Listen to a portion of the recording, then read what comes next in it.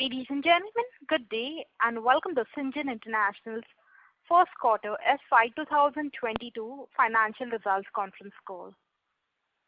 As a reminder, all participant lines will be in the listen-only mode, and there will be an opportunity for you to ask questions after the presentation concludes.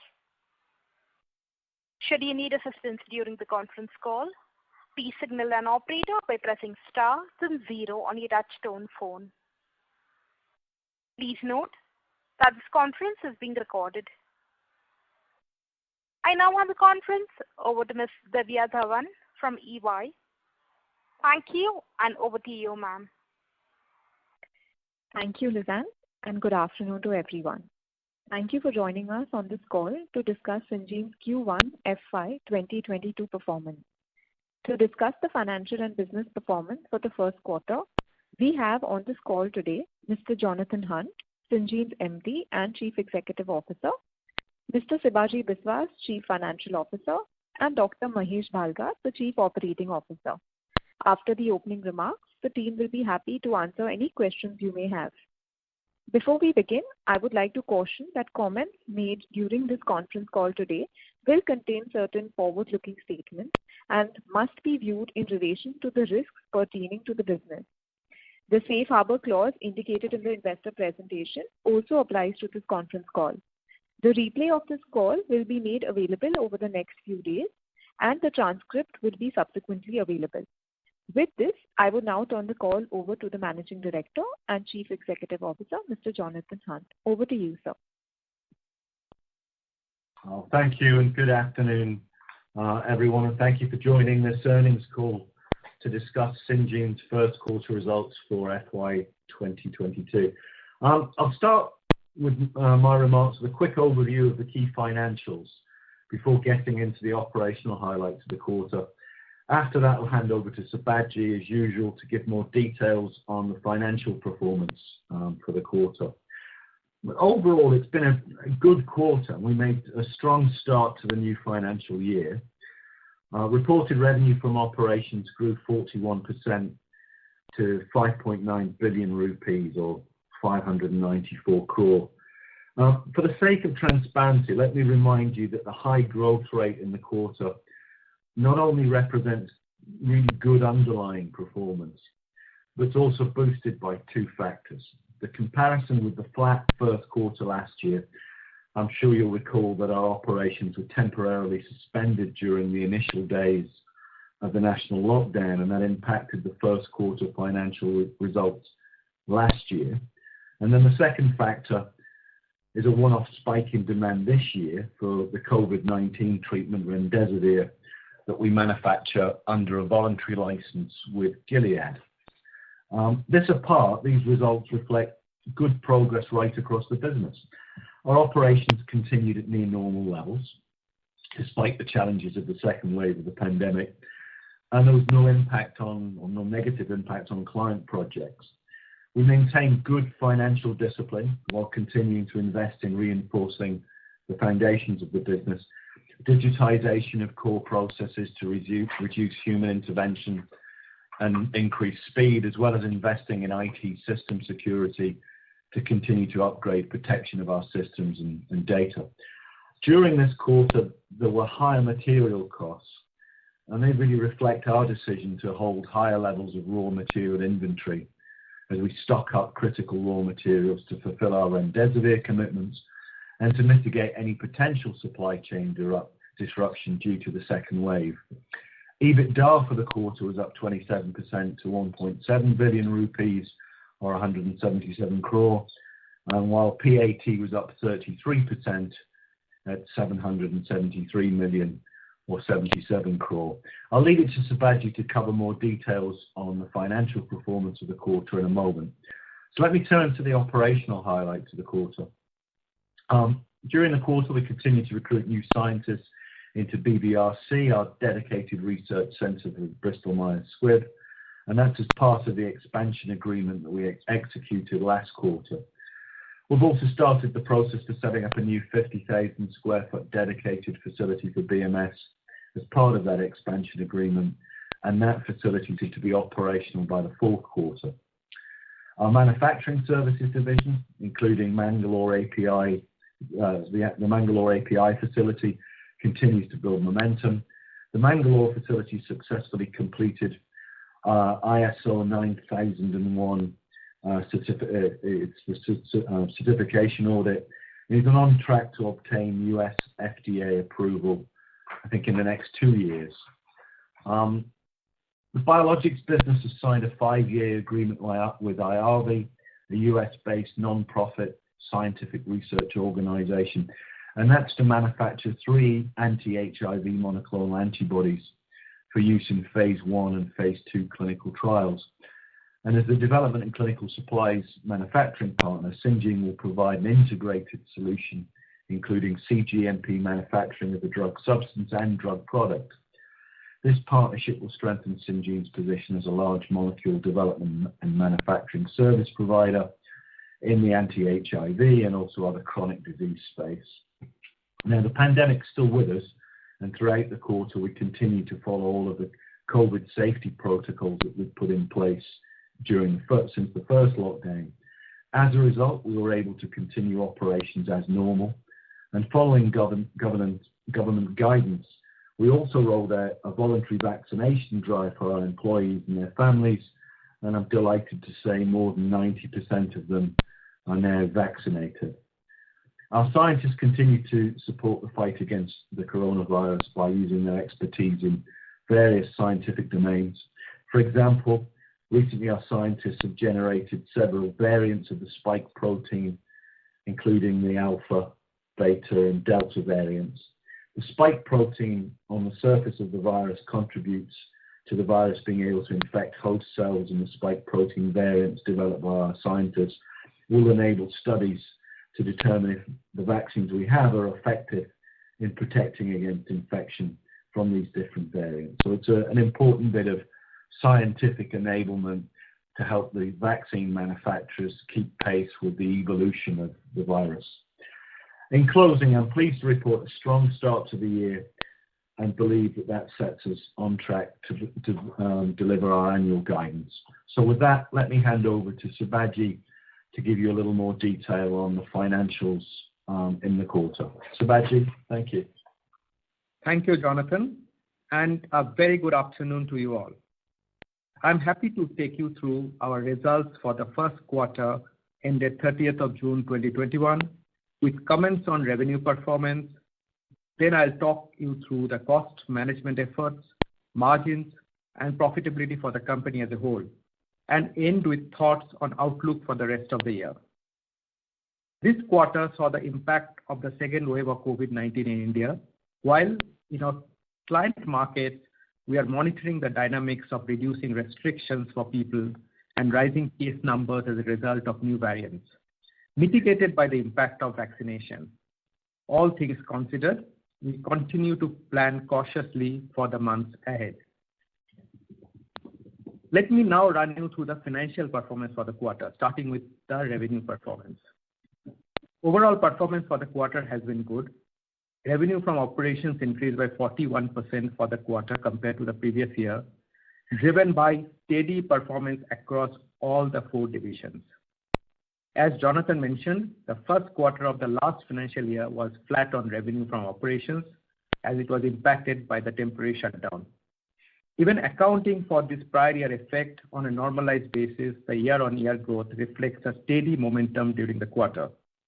This was delivered from a combination of existing client commitments, contract expansions, and new client additions. Within Discovery Services, we continue to build our research facilities in Bangalore and Hyderabad. In addition to expanding capacity in Bangalore, we finished the second phase of expansion in Hyderabad during the quarter, and now we have close to 300 scientists working out of that facility. With the strong demand in Discovery Service business, we are confident to move ahead with phase 3 expansion in Hyderabad, which will expand capacity by a further 200 scientists, and this will be ready in the second half of this financial year.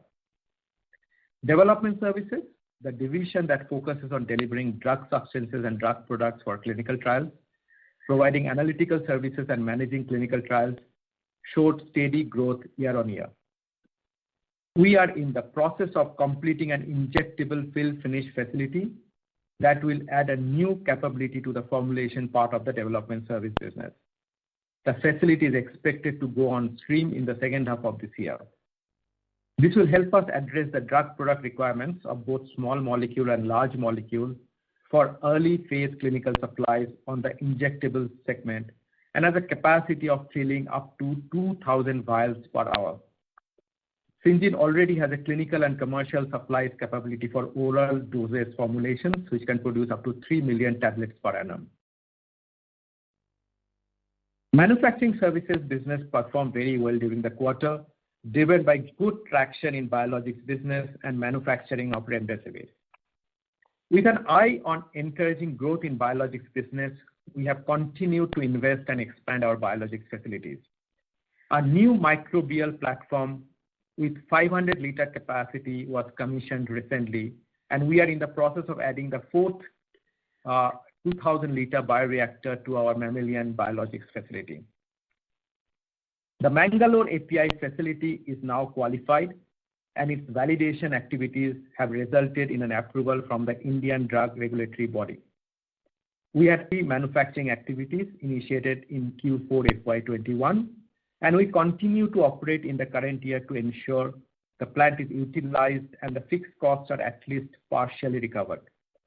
For full capacity utilization of the plant through manufacturing of high-value APIs, the key next milestone is securing regulatory approvals from regulated markets, specifically US FDA and EMA. We have now secured a pathway to trigger an FDA inspection of the facility.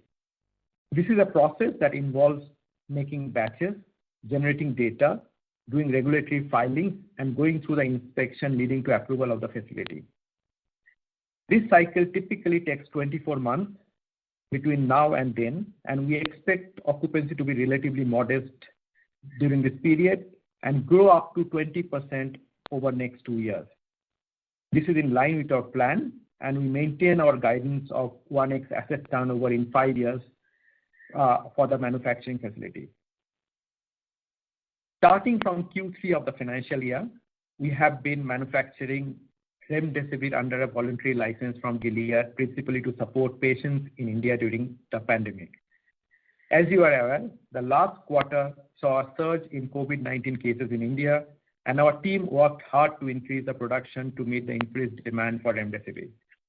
Thankfully, we have seen a decline over the recent weeks in the rate of new COVID-19 infections, and in our assessment, the distribution chain is now well stocked with remdesivir.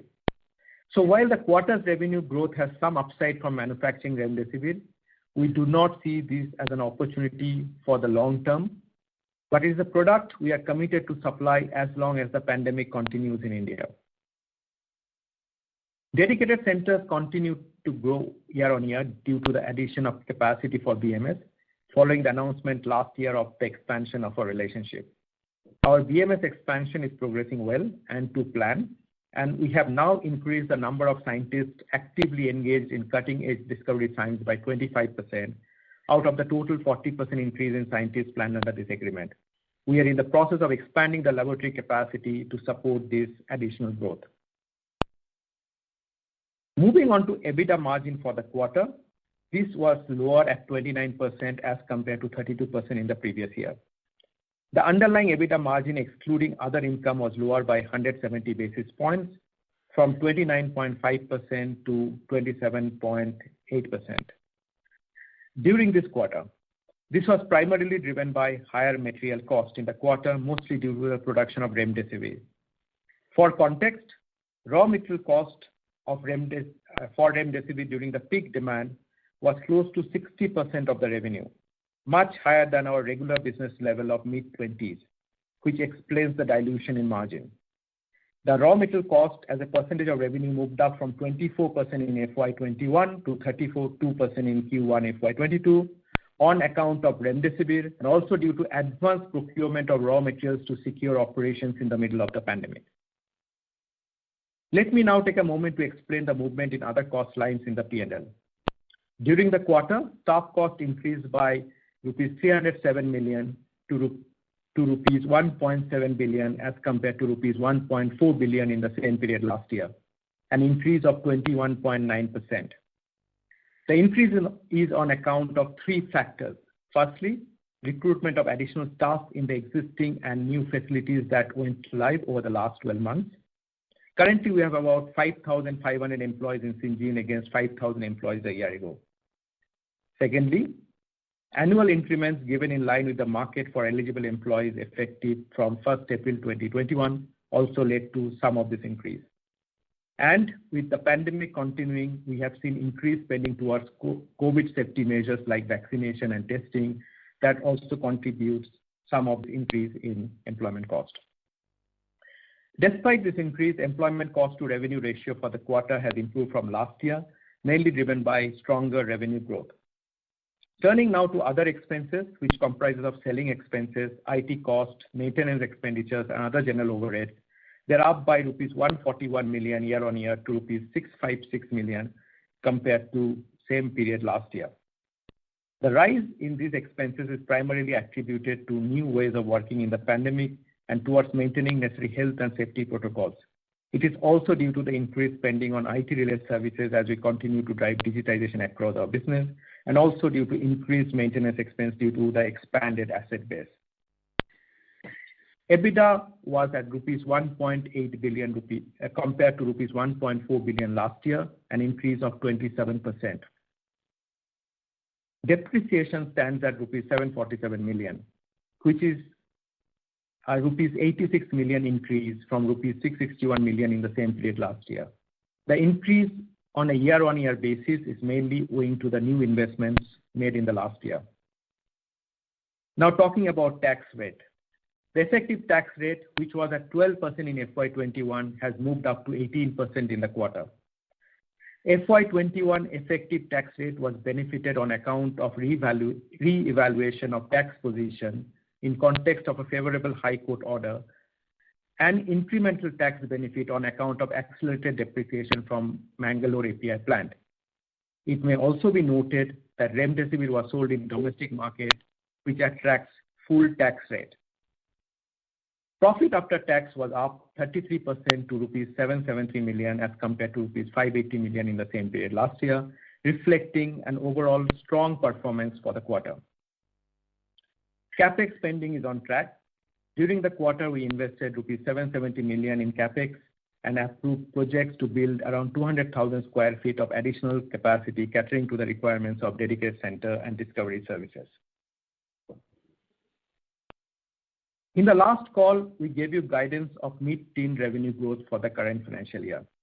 Overall, demand and operational trends during the quarter were in line with this expectation, and this gives us the confidence that we are on track to deliver this guidance for the full year. That said, I reiterate my earlier comment that like everyone else, we continue to track the impact of the Delta variant in many parts of the world, and we will keep a watchful eye on what remains a challenging pandemic environment. Thank you, and we can open for questions now. Thank you. Ladies and gentlemen, we will now begin with the question and answer session. Anyone wishing to ask a question may please press star and 1 on your touchtone telephone. If you wish to remove yourself from the question queue, you may press star and 2. Participants are requested to use handsets while asking a question. Ladies and gentlemen, we will wait for a moment while the question queue assembles.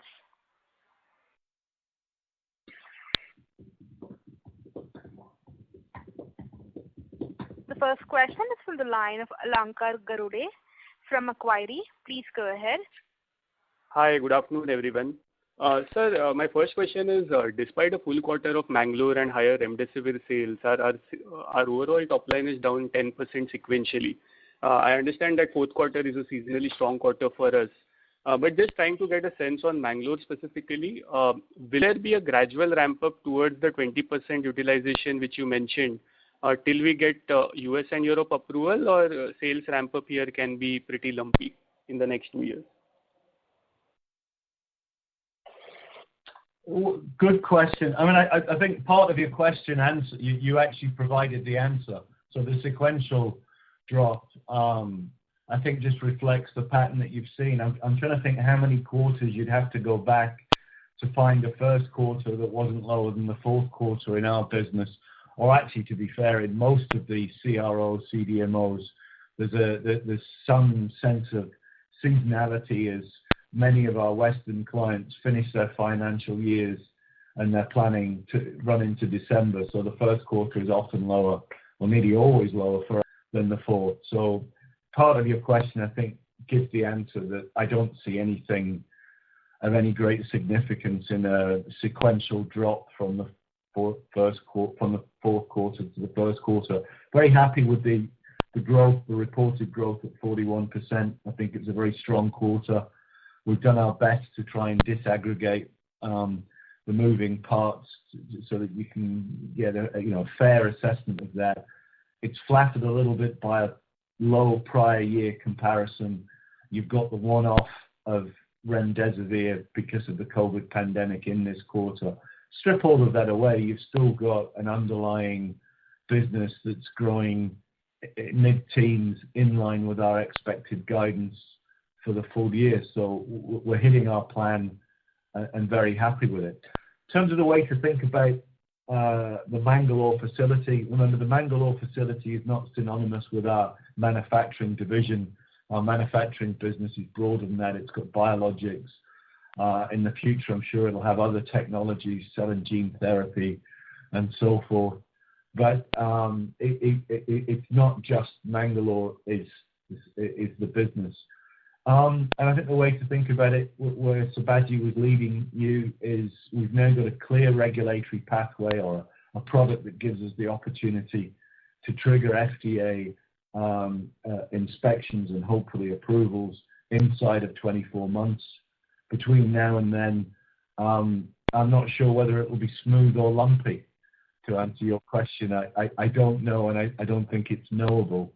If I was modeling it, I'd probably model it as smooth and as a sort of smooth takeoff, gradually rising over the next 24 months to 20% utilization.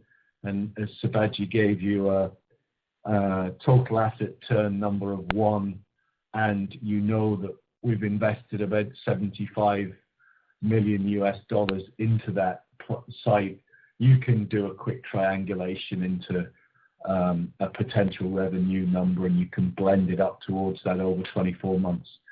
But I'll leave that modeling to you, as it's more your expertise than mine. Understood, sir.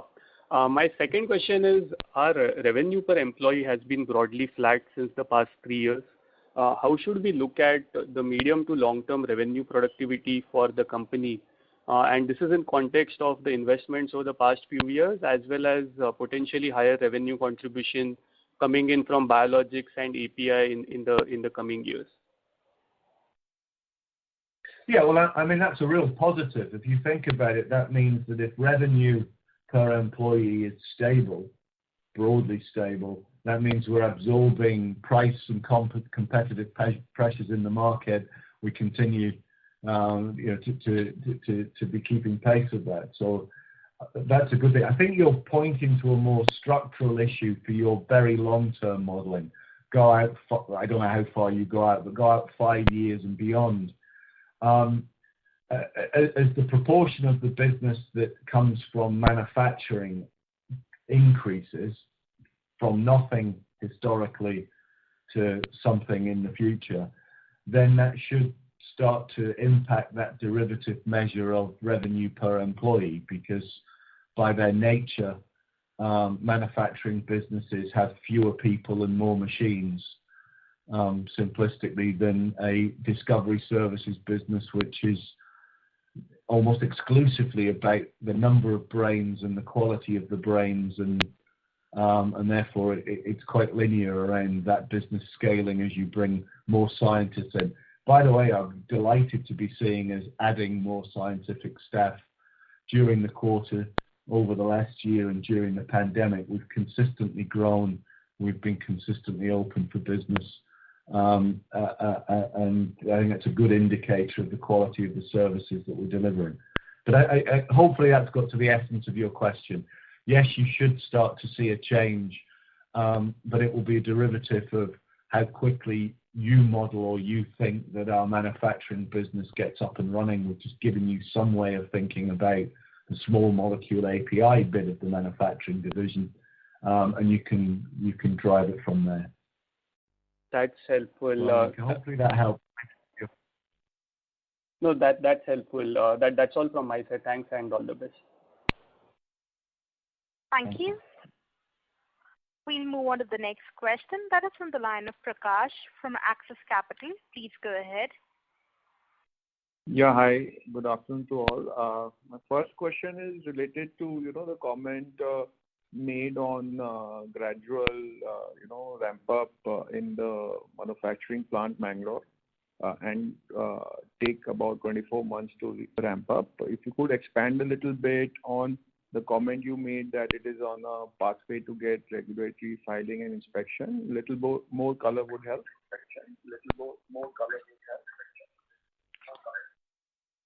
So Prakash, could you give me a little bit more color on your question? I'm not sure what more you would want. The guidance we're trying to give you is how to think about it. I think the inflection point for any sort of commercial manufacturing site becomes much more attractive and much more valuable to potential customers when it's got a good regulatory track record. The starting point for that is your first inspection and getting your first FDA or EMA or whichever regulatory body you're looking at approval. You can't trigger that until you've got a product. So, it's a cart and horse problem, chicken and egg, depending on what analogy you prefer.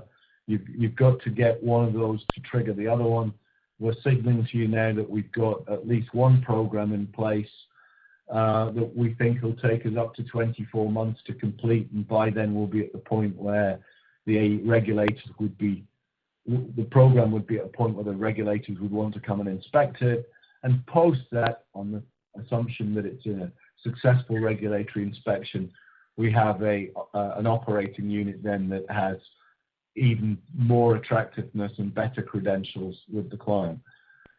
The other guidance, I said the smoothness, to be very specific about my comment, what I actually said was I don't know, because it's not knowable whether it will be smooth or lumpy revenue growth. But if I was modeling it, which is partly where I think the premise of the last question was, you'd probably model it smoothly and blend it up to the 20% utilization that we've suggested might be helpful.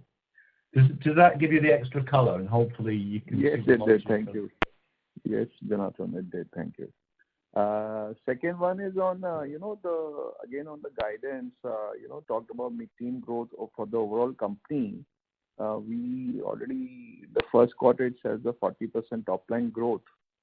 So for the remaining 9 months, are we not even seeing double-digit growth, or what are the key risk factors you've baked in to call that kind of conservative guidance?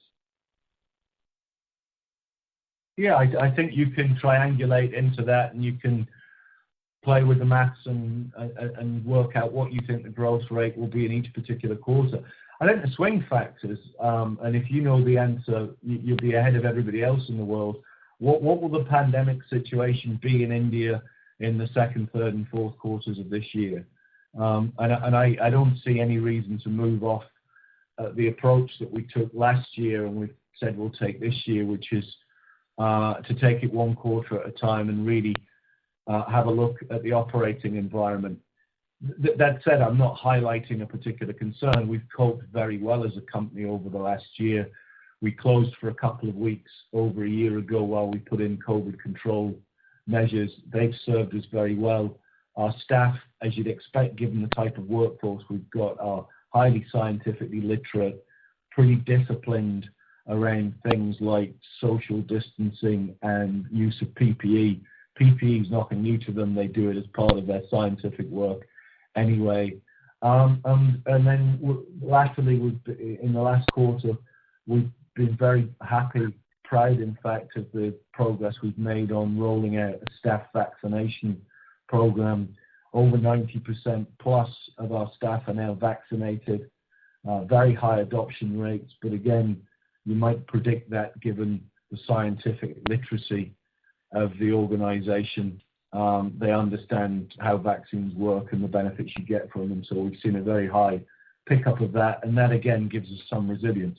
But in the broader economic environment, I don't think any of us really knows whether there'll be a third wave in India or anywhere else in the world. We can see some indicators of rising transmission rates, plus various variants emerging, and therefore we're not out of the woods yet at a global level, at a national level.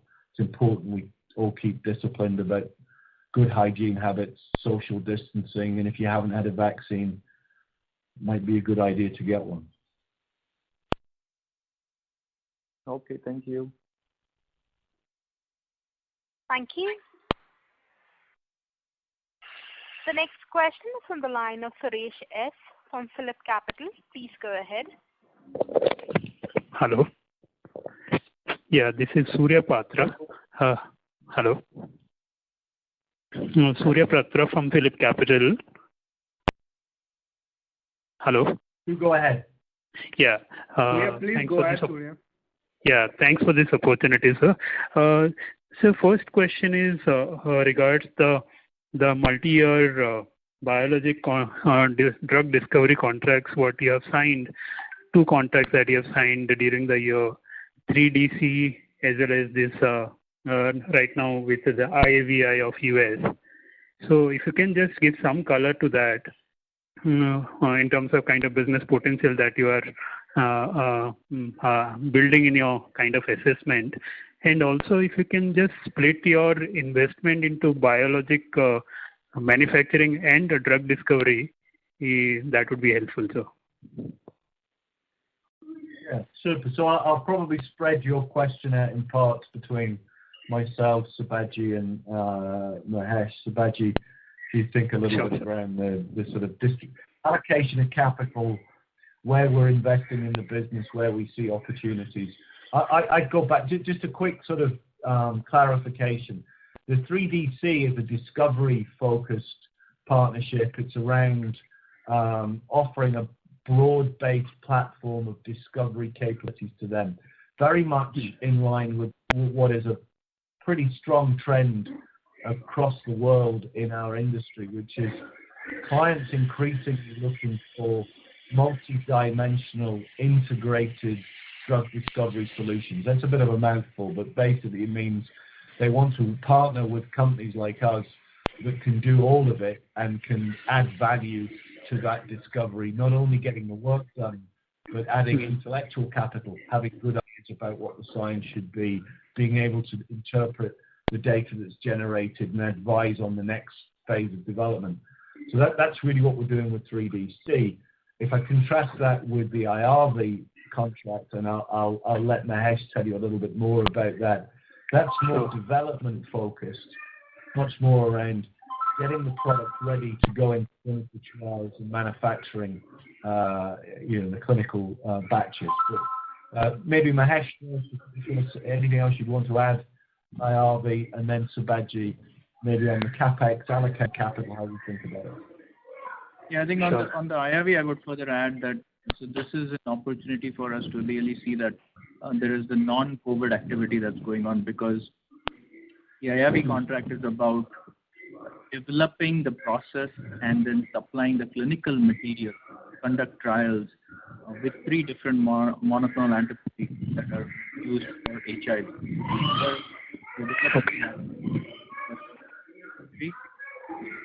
The one where we would be actually doing the and the clinical manufacturing. Okay, but then it is a 5-year contract, sir, since it is 3 targeted molecules that we are talking about, but still it is a 5-year.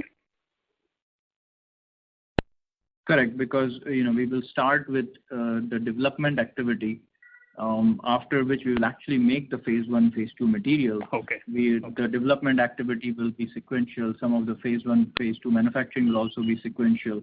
And there's also the component of both drug substance as well as drug product manufacturing. So as you can imagine, doing the process development, and biologics in general has long cycle times. Yes. Doing the process development, doing the analytical development, manufacturing the material, generating stability data, all of that is, of course, a very extended time frame, which is why the length of the contract that we're seeing. Sure. Okay. So on the biologics capex, till now we have invested close to $50 million in biologics manufacturing facility and the biologics development facility as well. And we continue to invest, as I mentioned, that we are adding another 2,000 liter capacity over there. So you would expect to see that increasing by another 15-20% in the year, which is part of our capex guidance that we have given. Okay. Is it possible to split that between discovery and manufacturing, sir? This is manufacturing, what I'm talking about. I haven't spoken discovery in context of biologics. This is biologics manufacturing. Okay. Okay. And if you can quantify what is the discovery? No, I think the short answer is yes, we could quantify it. No, it's not something that we will do, and it's going way beyond the disclosures that we've already given. Okay. Yes, sir, just last one question from my side. You have mentioned in the press release that Syngene has developed or generated various COVID spike proteins. So if you can just give some idea, what is the commercial angle to that? Yeah, I mean, not massive, so I wouldn't.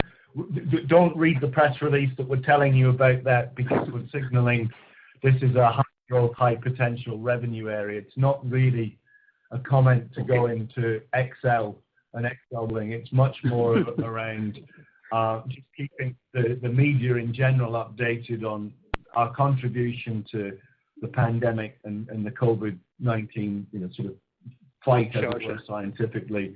And it's indicating to the vaccine manufacturers that if they need scientific support, we have capability. I think in general, if I can, I'd make a broader point. Syngene's business is growing well, but it's not focused not to become a COVID-19 centric business.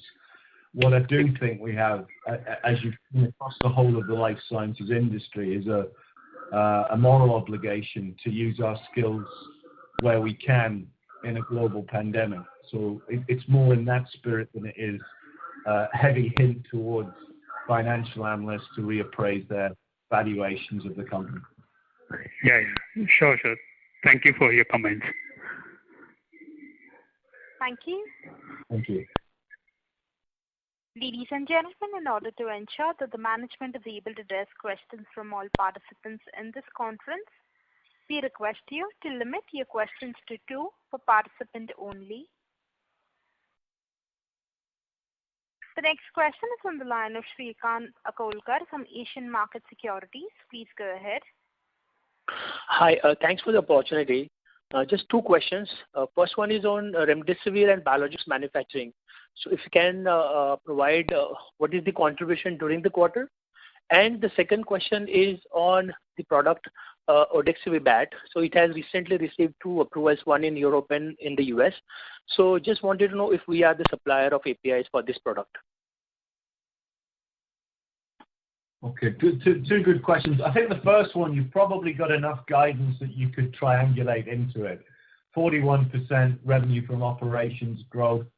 My comments and Sibaji's pointed heavily that the underlying business ex remdesivir was growing in the mid-teens. I think you can back calculate. Okay. Get pretty close to what the contribution of remdesivir was. On Odexivibat, that's great news for our partner, client company, Alberio. Really delighted for them. They've got both FDA and EMA approval, I think, in the last week. If you read up about it, you'll see it's a disease area that's got particularly high unmet medical need. It's a rare disease, orphan drug status disease in children that up until now has had no treatment. So it's a first for them. But there's enough in my comments to suggest it's a relatively small opportunity by volume, because there aren't very many children, thankfully, that suffer from this disease worldwide. but really a great piece of science and very exciting for them and for us because we've played a part along the way scientifically in the discovery stage and in the development one. And then to the premise of your question, yes, we do have an API supply arrangement with them. But as I said, it's factored into our guidance and our outlook for the company, so I don't see it as an additional inflection point, though it is really good news for patients and parents of young children with PFIC. Okay. And on the biologics contribution, biologics manufacturing contribution? Yeah, we don't traditionally break that out to that level of granularity. I'm not about to change that. Okay. So any qualitative comment, as in, have we seen any improvement now that a lot of global biologics capacities have choked up because of the vaccine manufacturing? So have we seen any greater traction in biologics manufacturing? Yeah, I think that's fair. Look, we are seeing good progress actually across all 4 of the divisions. There's some strong trends, I think, in the discovery area as you're seeing Western markets where the majority of our customers are, so Europe and the US, get back to work, get back into the office. Their national vaccination programs are running, quite well. So there's a little bit of an uptick as people try and catch up on any work that was slow last year. So I think you're seeing healthy demand in discovery, a similar trend in development, maybe lagging a little bit. And then biologics, you're absolutely right. It's an area where there's a global growing need for demand for capacity. And I think we're well positioned to take advantage of that. All right. Thank you and all the best. Thank you. Thank you. The next question is on the line of Arpit Shah from Shahid. Hi, Mr. Ram. This is Arpit here. Hello. Hello. Yeah, I just wanted to understand the process from construction to validation to complete utilization for the Mangalore facility. Because broadly, if I understand that the timeline is broadly extending to a period of 10 years.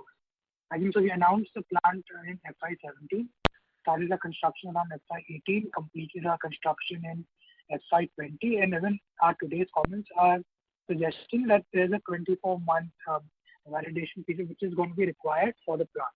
And when Mr. Savachi commented that the complete utilization will come in the next 5 years post the validation. So the timeline broadly around 10 years for the plant, right? And if you see, it is, I think, so heavily impacting our ROIC rate, given that we are utilizing our plant completely after a 10-year period for a $100 million investment. So you think it's a very solid investment for the company? Good question. I don't quite get the 10 years on the timeline, but most of the parts, I think you described them accurately, the timeline of from deciding to put CapEx in to finding land, building it, construction, completing construction, validating the plant. The next 2 years are not about validation of the plant. They're nothing to do with physical infrastructure.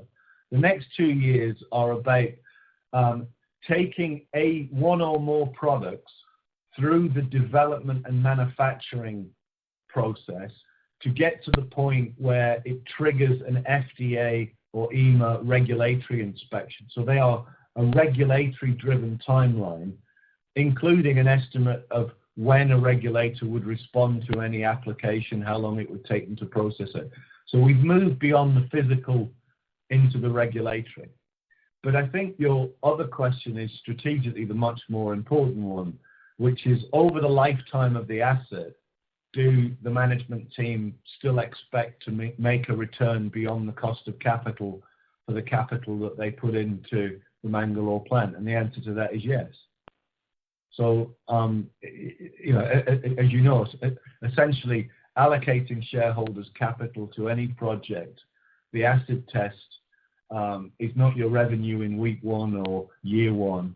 It's whether or not you create economic value beyond the cost of capital over the lifetime of the program and the asset. And that's how businesses are valued and how economic value is created. and it's exactly what we expect to happen with the Mangalore facility. Perfect. And also in some of your earlier comments that the customers of the CRO program and the commercial facility could be mutually exclusive, right? They could be different customers. It's not necessary that customers from development would be coming to commercialization as well, right? Correct. It can be both. So we can have we can have programs that start off in discovery, move into development, move from development to manufacturing, and that would be an idealized end-to-end, fully integrated example. But there's nothing stops a customer starting at any one of those intermediate stages or just starting at the end point, which is, we may well find customers that want a second source of manufacturing supply, for example. So they want to build in supply chain security by having two manufacturers validated and qualified and regulatory approved, and there's nothing stops them, providing the capability is the right one in Mangalore, from doing that at any point. The enabler of that, and this is again, hence the comments earlier, you're much more likely to be successful with that sort of client if you have a plant that already has cleared one or more regulatory approvals, particularly FDA and EMA. And once you've got that, your plant becomes much more attractive. Hence the guidance on, we think we've now got a pathway to do that. We think we can do it inside of 24 months. And that then means that whole facility, assuming you get a positive approval in 24 months' time, becomes that much more attractive to potential clients. Hopefully the logic of that makes sense. Sure. Just one last question from my side. Just wanted to understand that our growth prior to announcing this manufacturing plan was close to 20-25%, right, to 570.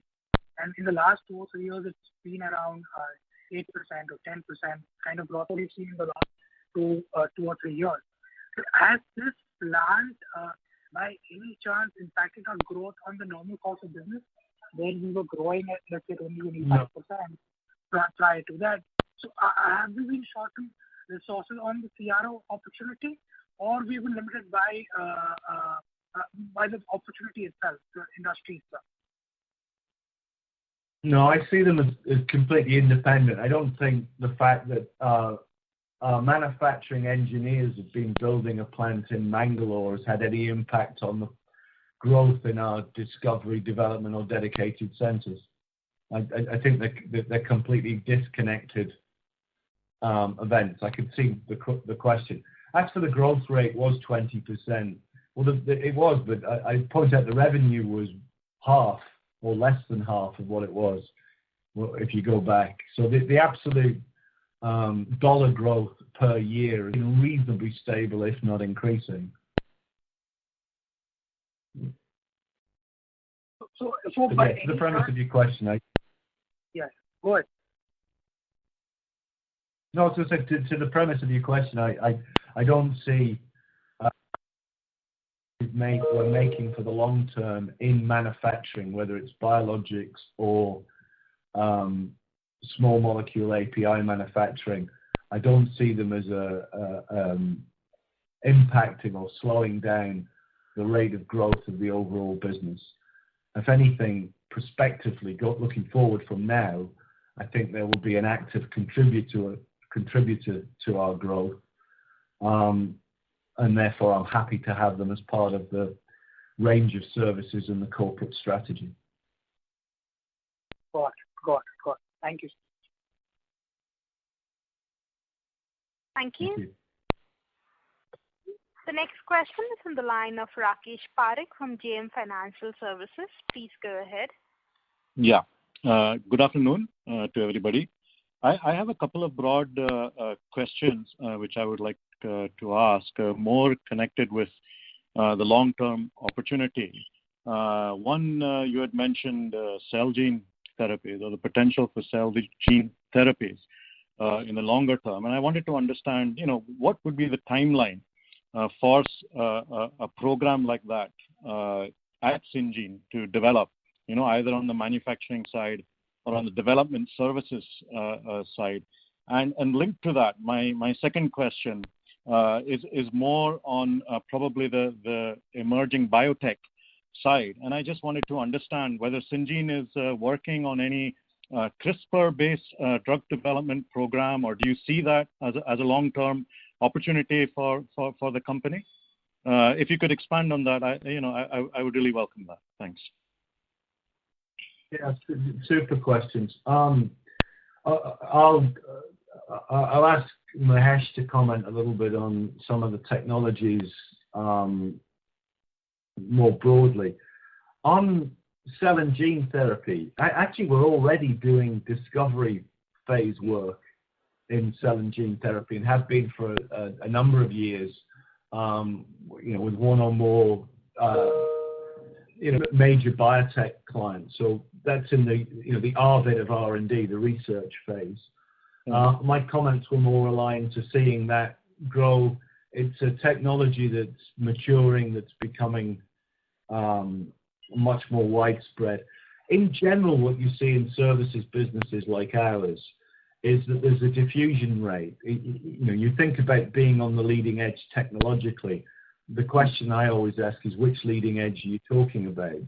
You've got the leading edge academically, blue sky research, when cutting edge techniques are just being evolved.